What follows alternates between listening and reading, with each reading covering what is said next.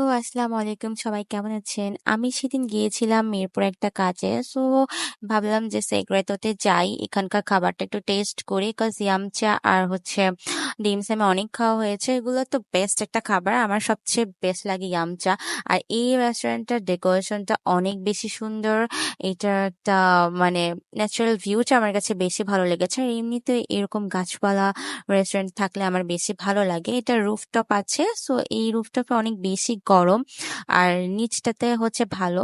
আমরা রুফটপেই বসেছিলাম ভিউটা নেওয়ার জন্য আর একটু ভিডিও টিডিও করার জন্য। রেস্টুরেন্টটা অনেক বেশি সুন্দর। আমার কাছে খুব ভালো লেগেছে। এখানে একটা বার্থডে পার্টি চলছিল। আমি এখানে একটা ভিডিও করছিলাম। এই ভিডিওটাও সুন্দর হয়েছে। তো এটাতে আমি গান অ্যাড করেছি পরে। তারপর হচ্ছে এখানে আমরা খাবার অর্ডার দিচ্ছিলাম আর একটা চাঁদ দেখছিলাম। এখানে চাটটা খুব সুন্দর ছিল। আমরা ওয়েট করছিলাম খাবারের জন্য। ওরা একটু লেট করে। আমরা হচ্ছে দিয়েছিলাম chicken dumpling and prawn dumpling. But এগুলো আমার কাছে একটু মজা লাগেনি। আমার কাছে সবচাইতে মনে হয় ইয়ামচা ইজ বেস্ট।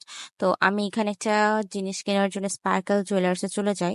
অ্যান্ড এখানে অনেক সুন্দর সুন্দর কালেকশন ছিল। এগুলো আমি ফেসবুকে দেখে গিয়েছিলাম। তো আমার এই রিংটা কেনার ইচ্ছে ছিল আর একটা লকেট। দেন আমরা চলে যাই বনানীতে স্টেক খাওয়ার জন্য। আর এই রেস্টুরেন্টটা সামনে দিয়ে ঘুরতেছিলাম, বাট 1 ঘন্টা যাবত এটা খুঁজতেছিলাম, পাচ্ছিলাম না। দেন লাস্টলি মিনিসোতে চেয়ে কিছু শপিং করে আর এটা উপর তলায় পেয়ে যাই। তারপর হচ্ছে ওখানে যাওয়ার পরে একটা ওরা ড্রিঙ্কস দেয় যেটা মিশো স্যুপ টাইপের।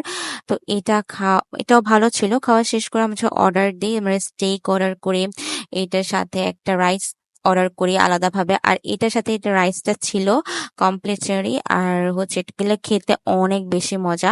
দেন একটা ম্যাশ পটেটো অর্ডার করি, আমার অনেক পছন্দ। আর এই কোকটা। দেন খাওয়া দাওয়া শেষ করে বাসায় চলে আসি।